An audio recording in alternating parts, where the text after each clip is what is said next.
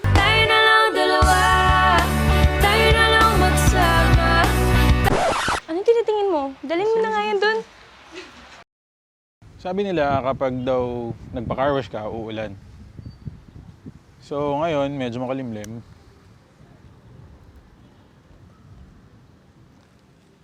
Titignan natin kung aaraw ba kapag nag-carwash tayo. Tara!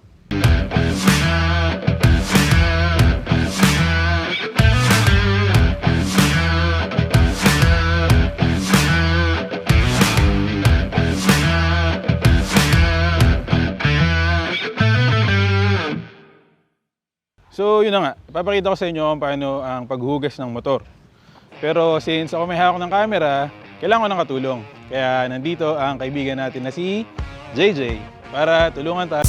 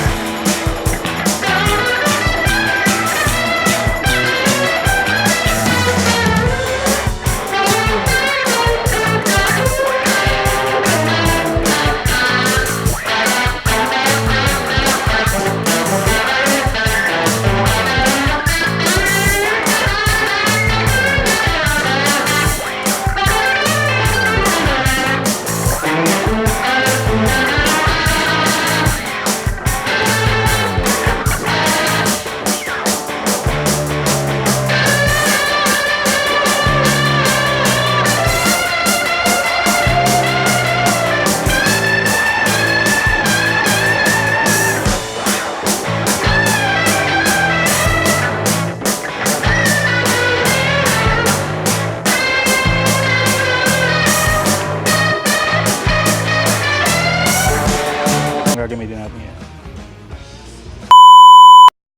Microtex Shampoo para sa buhok na kapansin-pansin. Available in all leading department stores and drugstores nationwide. Susunod ay wash pad. Okay, so itong wash pad na to, Microtex din siya. So since nag-Microtex na tayo sa car shampoo, lubos-lubosin na natin. Ang maganda dito sa washpad na to, meron siyang color-coded yung magkabilang side niya. Para makita natin kung ano yung gagamitin natin sa specific section. Like yung isang side pwedeng dun sa top part and then yung isang side pwede sa bottom part para hindi magsama-sama yung dumi sa motor natin. Okay, next is brush. So, gagamitin natin yung brush sa gulong ng motor. So, syempre meron yung mga hard to reach areas like yung pinaka-pattern ng motor. So, hindi siya abot ng basahan, hindi naman natin siya pwedeng kamayin. So, gagamit tayo ng brush para dito. Okay, itong brush na to, yung normal lang siya na brush na nabibili sa grocery. Okay, next is yung microfiber towel. Oh, nasa na yung towel? Sa likod? Ano ka ba naman? Ba't mo pinampunas ng pawis mo yung towel natin? Anyways, yung towel na gagamitin natin is hindi siya yung sobrang mamahalin na microfiber towel. Gagamitin natin siya sa mga metal parts. Hindi naman ganun ka-sensitive. So, ayan, pwede mo lang tanggalin. Gagamitin talaga natin yun eh. Okay, next is yung chami towel or kamoys or kanebo. Daming tawag dyan. Pero siya yung parang rubber na sponge na pang-absorb ng water. So yun yung gagamitin natin sa kapag tutuyuin na natin yung sasakyan. So mamaya pakita natin kung paano siya gamitin and kung paano siya nag-a-absorb ng tubig. Okay, so next ay timba at tabo. Yan. So gagamitin natin siya pang sabon. So dyan natin haluin yung shampoo. Tsaka pag gusto maligo ni JJ. Siyempre kailangan natin ng water source. So yan, meron tayong hose. Okay, so siyempre magsisimula na tayo. Kailangan natin buksan ang gripo.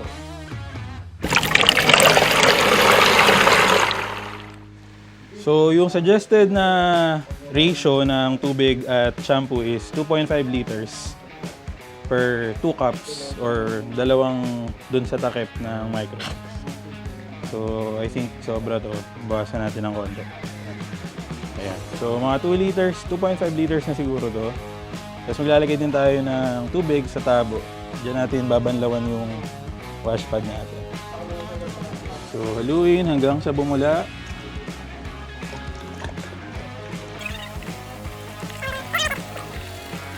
Ayan, so mabula na siya. So ready na yung gamit natin, ready na rin yung tubig. So oras na para basahin yung motor.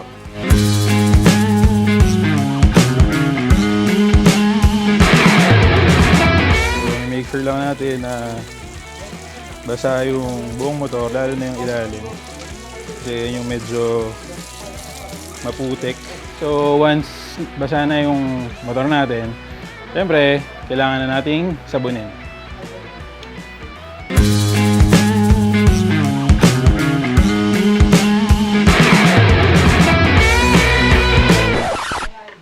Ang bigat pala. Kuya, help!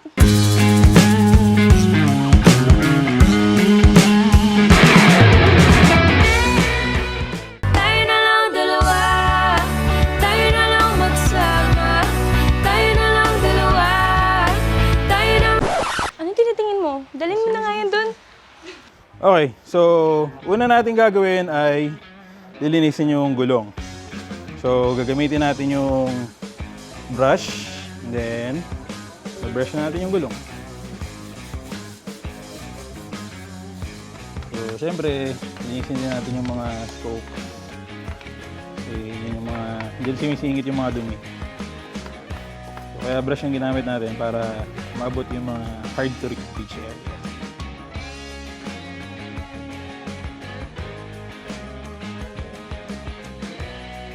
So, syempre, harap na gulong din.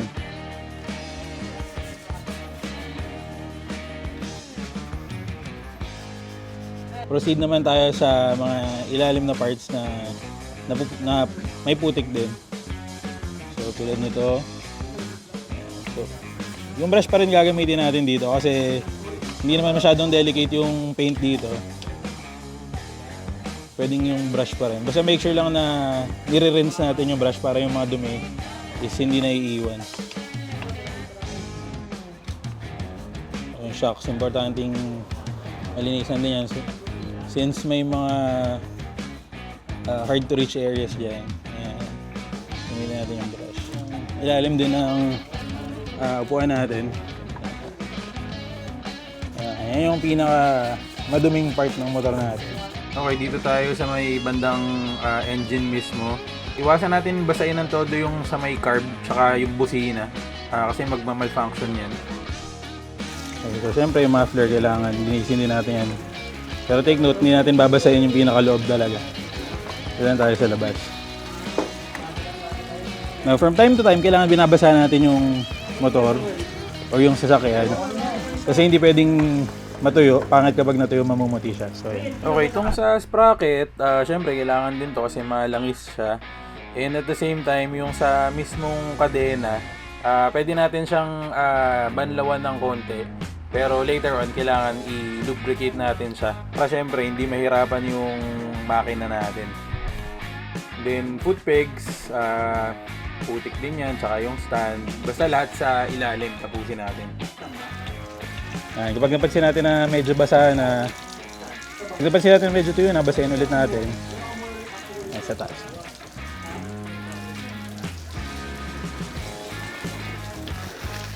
Another thing to note pala, iwasan natin na maglinis ng sasakyan sa ilalim ng tirik na araw. Kasi sabi nga natin kanina, iwasan natin na matuyo. So kapag maaraw, mas mabilis siya matutuyo. Once na linisan na natin yung ilalim na part, proceed na tayo sa medyo delicate na parts. Siyempre papalitan natin yung tubig kasi medyo madumi na yan. For sure, kasi yung ginamit natin sa ilalim. Ayan. Tingnan naman. Ayan yung dumi. Siyempre ayaw natin mapunta yan sa mga delicate parts like yung paint yung sa tangke. Okay, so babanlawan natin siya and then papalit tayo ng tubig at sabon. Siyempre, babanlawan muna natin yung timba.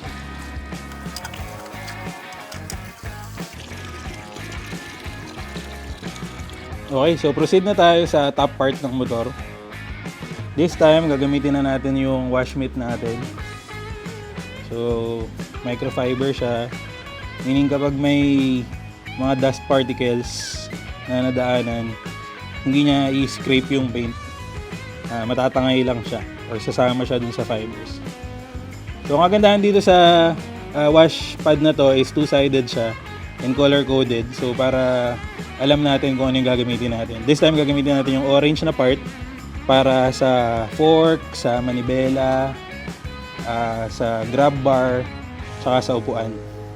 Yung gray, isi-save natin siya para sa tangke or dun sa mga painted na parts natin.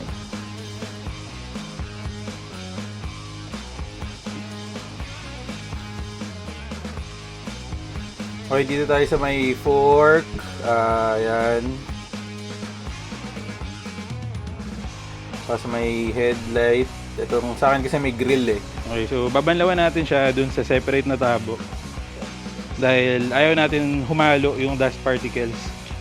So kapag binalik natin siya dun sa may sabon, useless kasi babalik yung mga alikabok or mga dirt na nakuha nung microfiber natin. Okay, so repeat lang natin yung process. Dip natin yung wash pad sa sabon. And then, balik ulit tayo sa motor. So, dito na tayo sa handlebars. So, metal part siya pero hindi siya yung delicate pa. Saka sa side mirror din. And then, levers. Tapos sa likod itong grab bar natin. Saka tail light. Ayan. And lastly, bago tayo magpalit ng side ng wash mitt is yung upuan. Okay, so yung last part natin is yung mga painted parts. So, dito sa motor ko, yun yung mga gray. And gagamitin na natin yung gray side or yung other side ng wash pad natin para fresh na fresh. So, simulan natin sa tangke.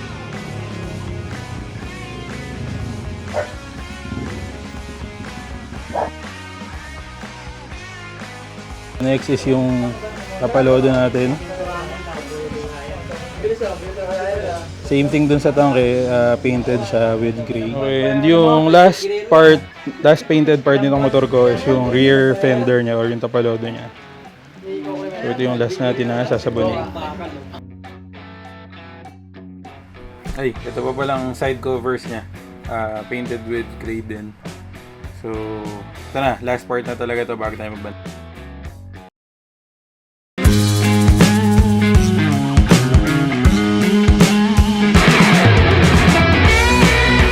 Katulad kanina, syempre siguraduhin natin na mabanlawan natin, basa lahat ng parts, lahat ng may sabon, kailangan hanggang sa kaila-ilaliman tanggal ang sabon bago tayo magtuyo. Problema yan, kapag may sabon tapos natuyo nang hindi nabanlawan, mamumuti yan. So pangit tignan syempre. So ready na tayo dapat mag-dry ng hinugasan natin. Mas makikita natin yung nangyayari sa chami natin. Ikaw ba may gawa niyan? Kinain mo? Sarap. Anong lasa? Patay mali siya ka pa, ha? Tignan niyo po, nangyayari sa kamoys natin. Chami. Hubog na hubog ang bibig. Sarap.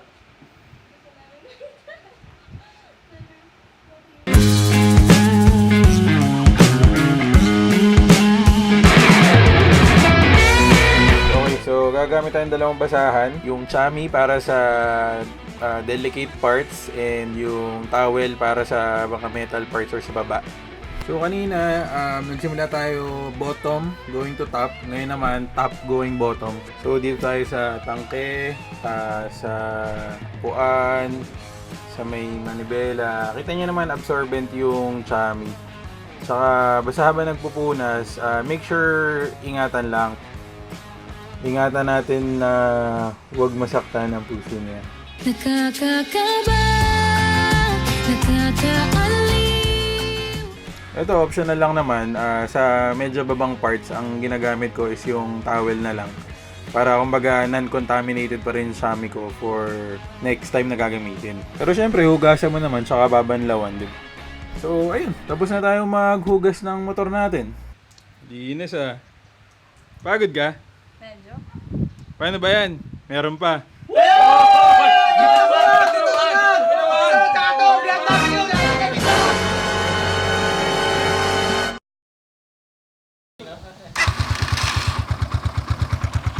Pagkatapos linisan or hugasan yung motor, start muna yung motor. Then, standby muna ng 2 to 3 minutes para ma-drain or matanggal yung mga excess water na nasa motor. And wag muna magpatakbo ng matulin dahil madulas pa yung mga brakes and it takes some time para umalik ito sa normal na condition. And as always, ride safe!